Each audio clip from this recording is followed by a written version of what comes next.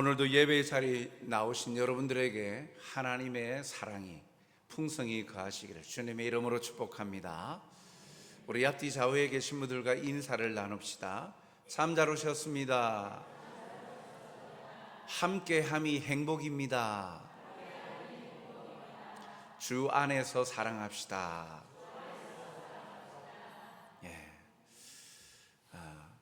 주 안에서 사랑함은 참으로 우리가 가지고 있는 생각이나 가치관으로 사랑하는 것이 아니라 주님이 기뻐하시는 방법, 주님이 원하시는 모습, 말과 행동으로 우리의 것을 절제하고 또 억제하고 또 주님의 것으로 채워서 또 주님의 마음으로 사랑하고 섬기는 것, 그것이 주 안에서 사랑하는 우리의 모습입니다. 오늘도 명절로 이곳저곳 또 이동이 잦고 또 오랜만에 또 저희 교회에 또 함께 와서 예배드리는 여러분 모두들에게 이러한 주 안에서의 기쁨과 사랑의 교제가 풍성히 넘치길 주님의 이름으로 축복합니다. 우리가 함께 살다 보면 사람과 관계를 맺지 아니하고 살 수가 없습니다. 관계를 맺고 살다 볼 때 우리의 마음과 생각대로 편안하게 관계를 맺어가는 사람이 있는가 하면 그렇지 못하고 참 불편함과 우리의 마음에 고통을 주는 그런 관계들도 있죠. 대부분 소통이 잘 이루어지는, 그래서 생각과 말이 잘 통하는 관계는 문제가 없습니다. 그런데 문제는 소통이 잘 되지 않는 관계이죠. 왜 소통이 되지 않을까? 상대방이, 나도 그렇고 상대방도 그렇고 어느 한쪽이든 마음이 굳어져 있으면 소통이 이루어지지 않습니다. 자신의 생각, 자신의 가치관만을 주장하고 그리고 다른 사람의 이야기를 들으려 하지 아니하는 그러한 굳어진 마음, 그러한 생각을 가진 이들과는 소통보다는 오히려 그 사람과 관계가 멀어질 수밖에 없는 것을 보게 되어지지요. 참으로 자기 마음대로 자기 기분 내키는 대로 살아가는 사람들을 볼 때는 참 공동체 생활 가운데 그것이 얼마나 큰 아픔이 되는지 모릅니다. 또 명절을 맞아 또 이 가족 간의 교제 가운데에도 가족인데도 불구하고 또 그러한 꽉 막혀 있고 자기 것만 주장하는 이들도 있죠.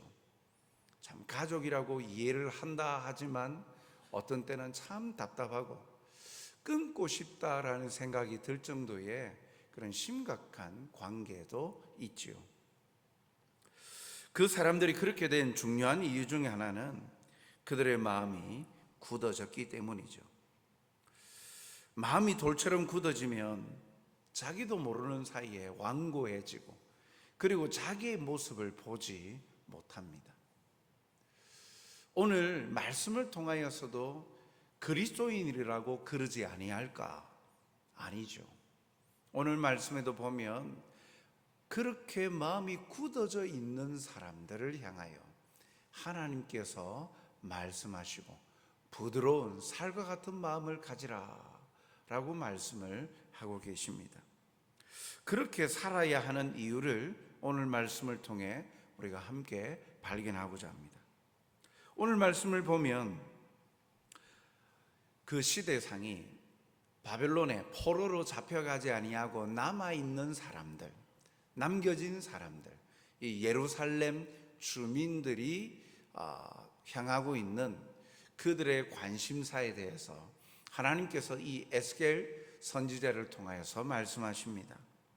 그런데 이 예루살렘 주민들이 에스겔의 형제나 친척 그리고 이스라엘 족속을 향하여 오늘 뭐라고 말합니다. 무슨 내용이 나옵니까? 15절에 보니까 인자야 예루살렘 주민이 내 형제 곧 내 형제와 친척과 온 이스라엘 족속을 향하여 이르기를 너희는 여호와에게서 멀리 떠나라. 이 땅은 우리에게 주어 기업이 되게 하신 것이라 하였나니 라고 말씀합니다. 예루살렘 주민이 에스겔뿐만 아니라 포로로 잡혀간 자기의 동족들을 향하여 행하는 말이 무엇이냐? 가히 우리가 눈을 다시 부비고 씻어서 다시 보아야 될 말이죠. 여호와에게서 떠나라, 멀리하라. 무슨 말입니까? 하나님이 너희와 함께 하지 않으니까 너희 스스로 하나님 믿는 걸 포기해라 라고 하는 것입니다. 누가 누구에게 하는 말이라고요? 남겨져 있는 예루살렘에 살아가는 주민들이 포로로 잡혀간 자기 동족들을 향하여 하는 말입니다. 그 중심에는 무엇이 있느냐 하면, 어떤 생각이 자리 잡고 있느냐 하면, 너희들은 우리보다 큰 죄를 지었기 때문에 하나님의 징벌로 말미암아 너희들은 포로로 잡혀갔어 라는 사상이 그 가운데 담겨 있고, 자기들은 포로로 잡혀가지 아니하였으니까 하나님의 은혜나 하나님의 도우심을 잊고 사는 자다라는 생각을 가지고 있는 것이죠. 그렇기 때문에 너희들은 하나님께 버림받았기 때문에 이 예루살렘 땅에 가지고 있었던 너희들의 기업, 땅, 집, 이런 것들은 더 이상 너희들 것이 아니야. 이건 우리에게 주시는 하나님의 축복의 선물이야. 이거 우리가 다 할 거야. 그러니 너희는 하나님을 떠나. 하나님을 믿어봤자 소용없어 라고 하는 말입니다. 이런 말들을 들을 때 바벨론으로 끌려간 사람들이 얼마나 비통하고 처참했겠습니까? 고향을 떠나 포로로 되어 끌려가는 것도 비참한 일인데, 예루살렘에 남아있는 자신의 동족들이 자신을 큰 죄인 취급하고 또 자신들의 재산까지도 차지한다라는 말을 들었을 때 얼마나 비통하겠습니까? 왜 이렇게 행할 수밖에 없을까요? 자기 중심적인 생각과 판단으로 인한 행동을 이들은 합니다. 이기적인 행동은요, 다른 사람에게 고통을 주는 거예요. 특별히 오늘 본문에 나타난 예루살렘 주민들의 이기적인 행동은 오히려 자기의 동족들에게 커다란 상처를 남겨주고 있는 것입니다. 하나님의 백성들 입에서 어찌 동족을 향하여서 하나님을 떠나라, 하나님은 너희들을 버리셨어 라고 이야기하면서 하나님을 떠나라 할 수 있습니까? 오늘 본문에도 보면 15절을 보면 우리라는 말이 나오죠. 15절에 이 땅은 우리에게 주어라고 이야기합니다. 우리에게 주어. 우리, 여기 우리의 포로로 잡혀간 자기의 동족은 포함되지 않습니다. 여기서 말하는 예루살렘 주민들의 우리라는 이 범주가 무엇입니까? 지역적으로 예루살렘에 남아 있고 하나님의 그런 축복을 받아서 다른 사람들의 기업까지도 자기 재산으로 쟁취할 수 있는 사람, 우리라는 개념이에요. 이 우리라는 개념은 하나님이 만들어주신 개념이 아니죠. 그 하나님이 만들어주신 그 범주가 아닙니다. 분명히 하나님의 백성으로 하나가 되어서 한 공동체로 살아가는 자들인데, 집단적인 이기주의에 말미암아서 자기들의 판단이죠, 자기들의 생각대로 우리는 포로로 잡혀가지 아니하였으니 여기에 남겨진 우리가 하나님의 백성이다. 포로로 끌려간 그들은 하나님의 백성이 아니다. 하나님이 떠난 내어침을 당한 범죄자들이다 라고 집단적으로 남아있는 예루살렘 주민들이 만든 우리라는 공동체인 거예요. 우리의 범주가 땅과 재산, 지역에 묶여 있습니다. 그래서 같은 신앙 고백으로 하나됨을 거부하고 있는 것이죠. 이러한 집단적인 이기주의는 굉장히 하나님의 뜻을 왜곡시키고, 그리고 자기들 편한 대로 생각하고 다른 사람을 정죄하고 비판하는 그런 오류를 범한다라는 사실입니다. 우리라는 말 자체가 나쁜 개념은 아닙니다. 그런데 오늘 본문에 나타난 예루살렘 주민들은 그들이 생각하고 그들이 함께 공감하는 내용으로 이렇게 무리지어서 판단을 내리고 있다라는 겁니다. 우리의 모습은 어떻습니까? 오늘 예배를 드리는 우리도 이 예루살렘 주민과 같은 혹여나 집단적인 이기주의적인 생각, 그래서 이렇게 남겨진 것은 마치 이와 같은 것 아닐까라고 생각하고 있지는 않느냐라는 거죠. 기대라는 찬양을 보면 주 안에 우린 하나, 모습은 달라도 예수님 한 분만 바라네 라는 찬양의 가사가 있죠. 한 공동체 되어야 되는데 우리는 집단적인 이기주의와 편가르기 모습을 제거하고 오히려 주 안에서 사랑으로 섬기고 배려하고 함께 풍성한 주 안에서의 교제가 이루어지는 주 안에서의 사랑의 공동체임을 우리는 기억해야 합니다. 오늘 말씀을 통하여 먼저 이것을 바라보고 생각하게 하시는 것이죠. 우리가 생각하고 있는 것과 하나님의 말씀과는 차이가 있을 수 있다라는 거죠. 나 말고 내 주위에 있는 사람들이 똑같은 생각을 한다고 그것이 하나님의 뜻이 아니다라는 거죠. 왜 그렇게 말합니까? 하나님의 마음이 향하고 있는 곳이 어디라고 말씀합니까? 하나님은요, 예루살렘을 떠나 포로된 자들과 함께 하신다 말씀하십니다. 16절에 보니까 그런즉 너는 말하기를 주 여호와의 말씀에 내가 비록 그들을 멀리 이방인 가운데로 쫓아내어 여러 나라에 흩었으나 그들이 도달한 나라들에서 내가 잠깐 그들에게 성소가 되리라 하셨다 하고, 그들 세 번 반복이 나오는데 이 그들이 바로 바벨론 포로로 잡혀가 있는 하나님의 백성들을 말합니다. 즉 16절에 이 내용을 통하여서 말씀하는 건 예루살렘에 남게 된 사람들은요, 포로로 끌려간 사람들은 저주받은 자들이고 하나님이 포기하신 자들이라고 이야기하지만 하나님은 오히려 예루살렘 주민들의 생각처럼 포로로 끌려가는 사람들이 하나님에게서 멀리 떠나는 것이 아님을 말씀하고 있습니다. 그들만의 죄가 아니라 예루살렘의 전체의 죄 때문에 그들이 끌려가는 것이기에 예루살렘 주민들이 이들을 조롱할 필요가 없다라는 것이죠.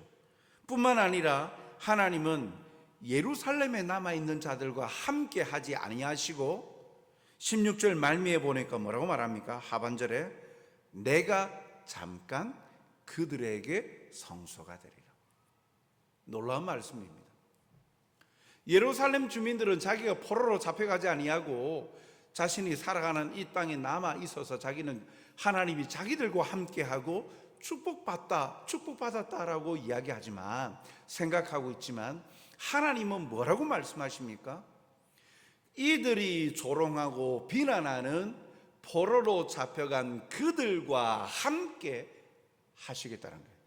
잠깐 떠나서 예루살렘 공간적으로 하나님이 계시지 않는 곳이 없죠. 그런데 하나님께서 우리에게 보여주시는 의미로 이들과 함께하는 것이 아니라 내 마음은 포로로 잡혀가 있는 그들과 함께한다. 내가 잠깐 그들과 그들에게 성소가 되리라. 성소가 된다. 그들에게 성소가 된다. 그들과 함께 하겠다라는 말씀이죠. 그리고 포로로 잡혀간 이들을 향하여서도 하나님은 말씀하십니다. 17절에 너는 또 말하기를 주 여호와의 말씀이 내가 너희를 만민 가운데에서 모으며 너희를 흩은 여러 나라 가운데서 모아내고 이스라엘 땅을 너희에게 주리라 하셨다라. 예루살렘 주민들에게 내가 함께하는 이는 바로 저들이다 라고 말씀을 하셨고, 이제는 더불어서 포로로 잡혀간 이들에게 하신 하나님의 말씀은 무엇입니까? 너희 세 번 반복하면서 하시는 말씀은 포로로 잠시 가 있지만 잠깐 너희들과 함께 하겠다는 건 하나님이 이내 떠나시겠다는 게 아니라 그들과 함께 계시다가 그들과 함께 예루살렘으로 돌아오시겠다라는 거예요. 즉 포로로 잡혀간 그들을 이제 귀환하겠다, 회복시키겠다, 다시 자유를 얻어서 하나님의 약속의 땅으로 돌아오게 하시겠다라고 회복에 대한 소망의 말씀을 그들에게 말씀하고 있습니다. 즉 하나님은요, 포로로 끌려간 사람들을 버리지 않으셨습니다. 하나님은 포로로 끌려간 그 나라에 그들과 함께 하신다라고 약속하셨고 반드시 그들을 다시 돌아오게 하시겠다라고 말씀하고 있는 것이죠. 사랑하는 성도 여러분, 이를 통해서 현재 처한 형편이 그 사람의 모든 것을 말해주는 듯 보여도 오히려 그 반대의 상황임을 여실히 보여줍니다. 무슨 말이냐면 포로로 잡혀가는 상황은 기쁘고 행복한 일은 아니지 않습니까? 억압받고 노예로 잡혀가는 것이니까 불행한 일이라 할 수 있겠죠. 그래서 그 모습을 바라보고 예루살렘 주민들은 불행한 사람, 그리고 저주받은 자, 하나님께 버림받은 자라고 평가를 내렸습니다. 그런데 그렇습니까? 아니지 않습니까? 반전의 의미로 하나님은 뭐라고 말씀하십니까? 오히려 내가 그들과 함께 한다. 그리고 그들과 함께 돌아오겠다.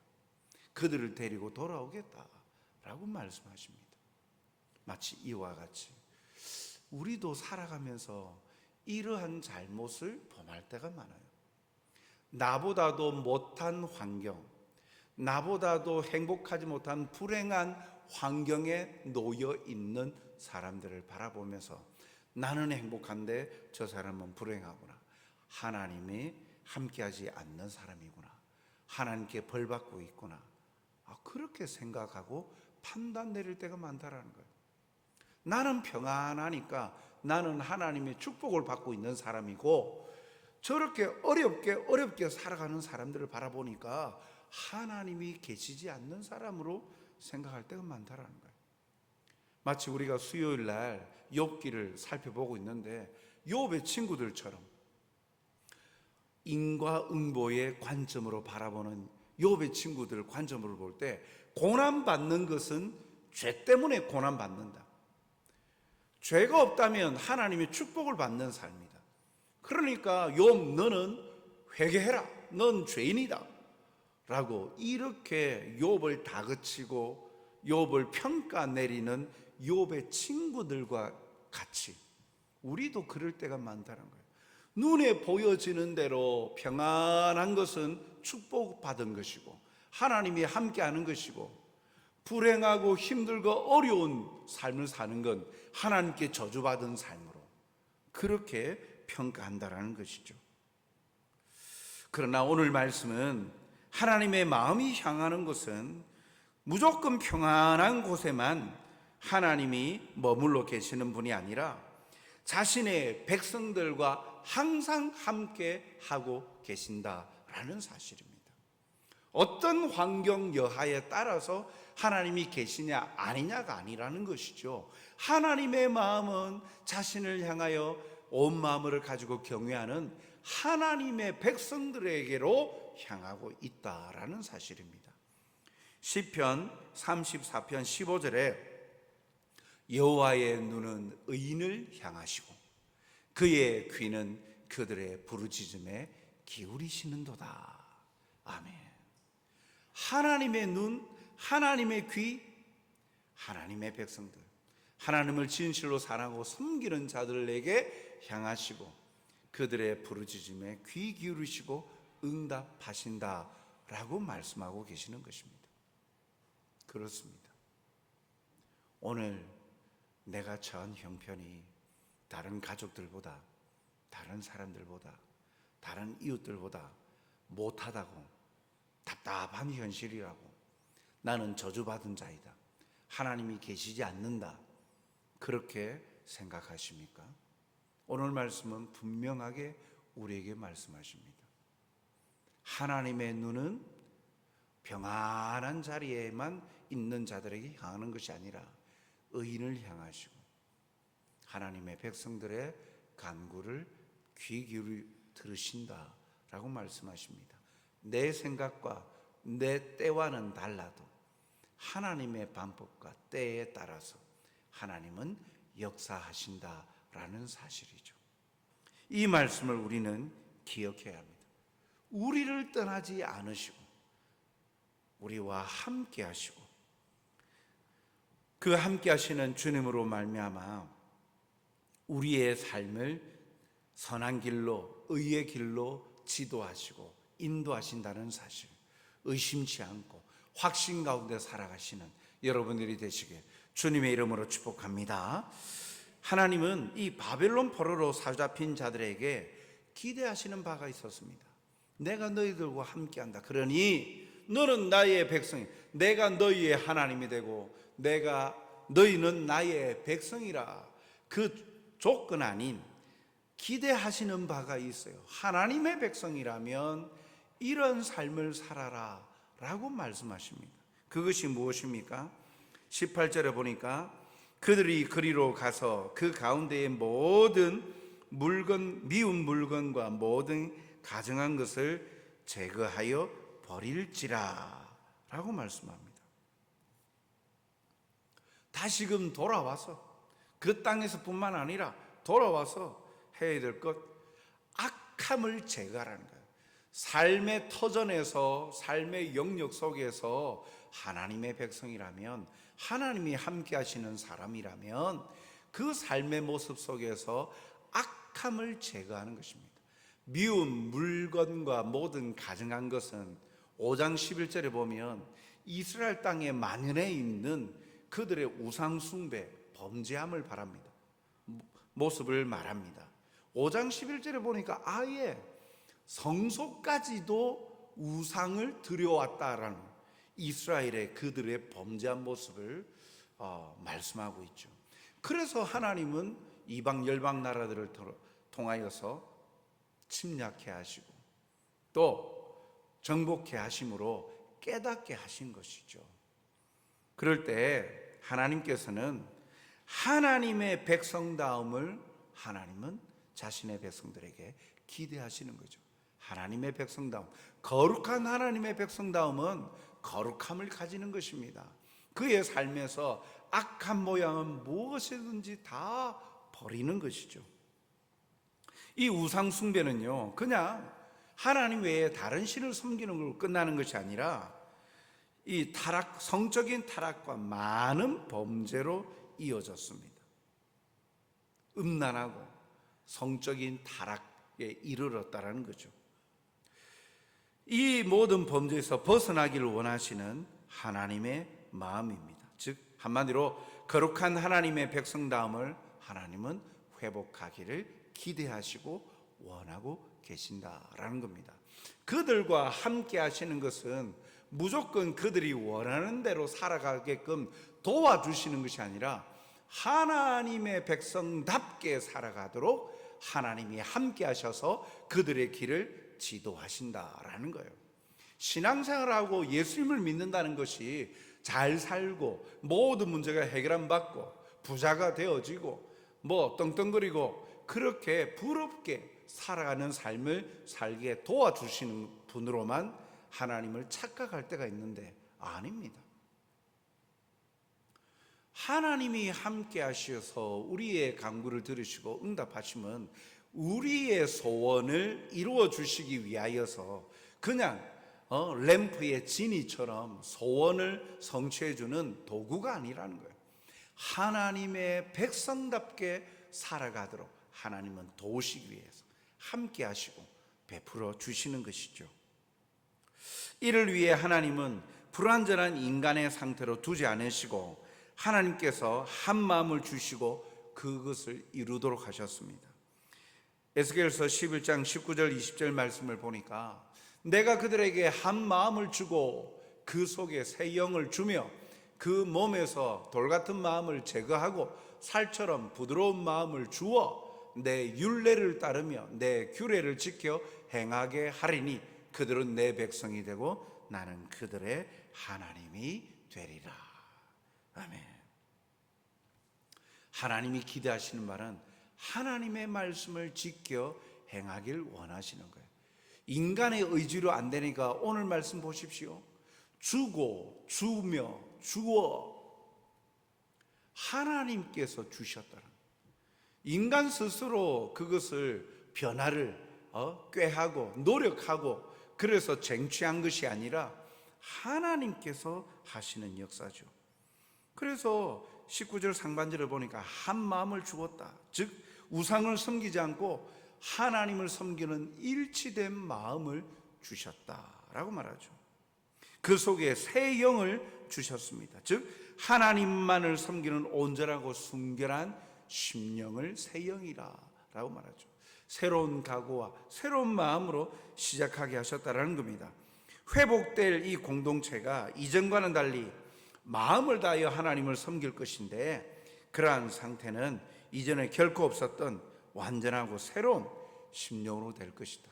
그러니 하나님께서 굳은 마음, 돌 같은 마음을 제거하고 살같이 부드러운 마음, 딱딱하고 굳어져서 어떠한 것도 하나님을 사랑할 수 없고 하나님의 말씀에 자기의 생각을 꺾고 제대로 순종할 수 없는 돌 같은 마음은 제거하고 오히려 부드러운 살 같은 마음, 하나님의 말씀에 믿음으로 순종하고 반응할 수 있도록 아멘 아멘 하며 하나님의 말씀을 따르는 그런 부드러운 마음으로 변화시켜 주셔서 하나님의 백성으로 하나님의 풍성한 은혜와 사랑을 누리며 살게 하신다라고 말씀하시는 겁니다.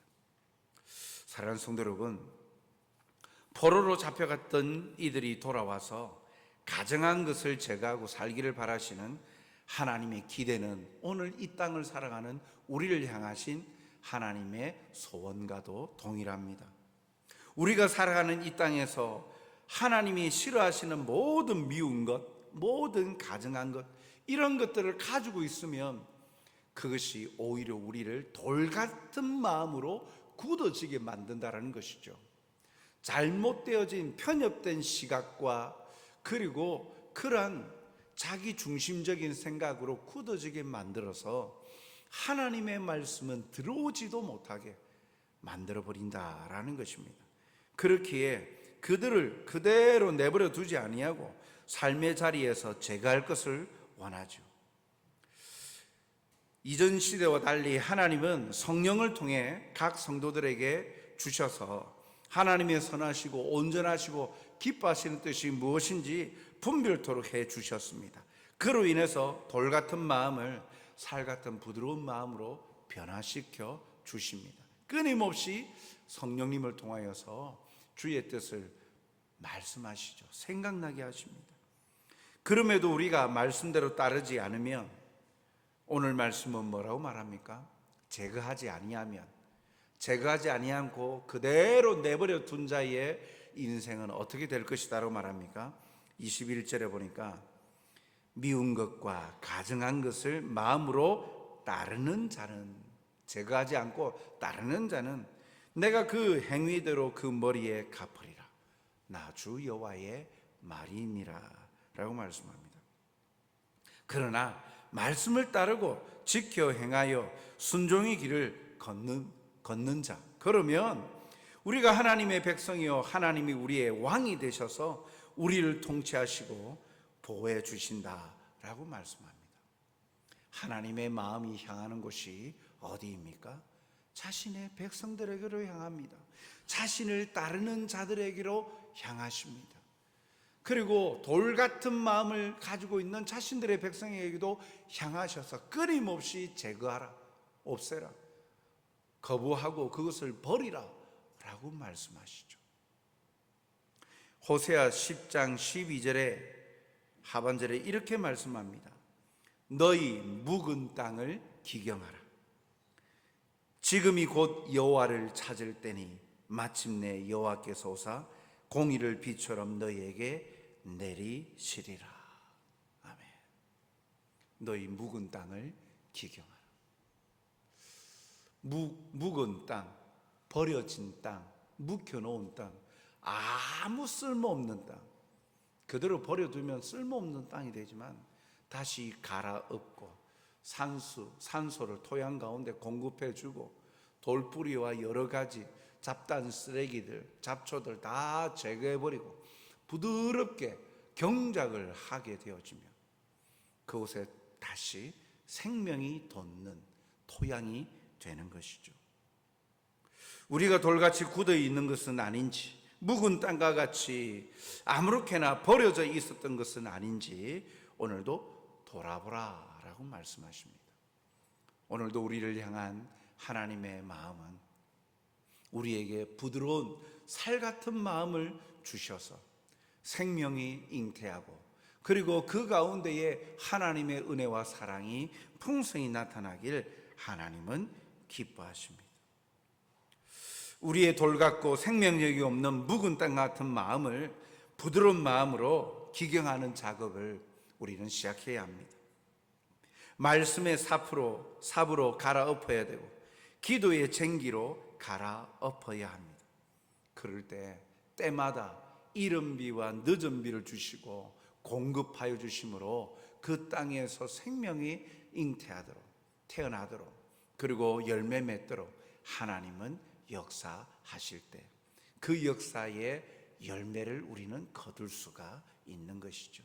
오늘도 묵은 땅으로 돌 같은 마음으로 우리의 마음을 견고히 하여서 어떤 생각과 어떤 뜻도 들으려 하지 아니하고 알려 하지 아니하는 그런 완악한 마음을 가지고 있지는 않는지, 그러나 반대로 그러한 돌 같은 마음을 제거하고 묵은 땅을 기경할 때 하나님께서는 정의를 비와 같이 그리고 사랑을, 은혜를 비와 같이 부어주셔서 추수케 하시고 열매를 맺어 누리게 하신다라는 사실을 오늘 우리에게 말씀하십니다. 오늘도 우리는 우리를 향한 하나님의 사랑을 기억하고 오늘도 우리가 집단적인 이기주의나 나는 내 생각이 옳다라고 생각하는 그런 편협된 생각으로 굳어져서 하나님의 은혜를 튕겨내버리고 멀리해버리는 억울한 인생이 되지 아니하도록 하나님의 말씀 앞에 순복하여서 하나님의 뜻을 따라 하나님의 위로와 사랑을 풍성히 누리는 저와 여러분이 되시길 주님의 이름으로 축복합니다. 사랑과 자비가 풍성하신 아버지 하나님, 오늘도 우리와 함께 하시니 감사합니다. 우리에게 경고의 말씀으로 또한 사랑의 은혜로 다가오셔서 너는 내 백성이라, 내 눈이 너를 향하며 내 귀가 너의 간구를 듣노라 하시며 떠나지 아니하시고 함께 하시는 주님의 사랑을 오늘도 확신 가운데에 믿어 주님의 은혜 가운데 거하는 복된 자가 되게 하여 주시옵소서. 혹여 우리가 여러 가지 또 굳어진 마음으로 상대방에게, 다른 이들에게 아픔과 고통을 주는 그러한 쓸모없는 존재가 되지 않게 하여 주시고 사랑으로 세우며 함께 아름다운 공동체를 세워가는 일에 쓰임받는 귀한 하나님의 선한 그릇들이 되게 하여 주시어서 오늘도 시마다 때마다 부어주시는 하나님의 위로와 은혜를 풍성히 맛보며 누리는 행복자들이 되게 도와주시옵소서. 감사하오며 예수님 이름으로 기도하옵나이다. 아멘.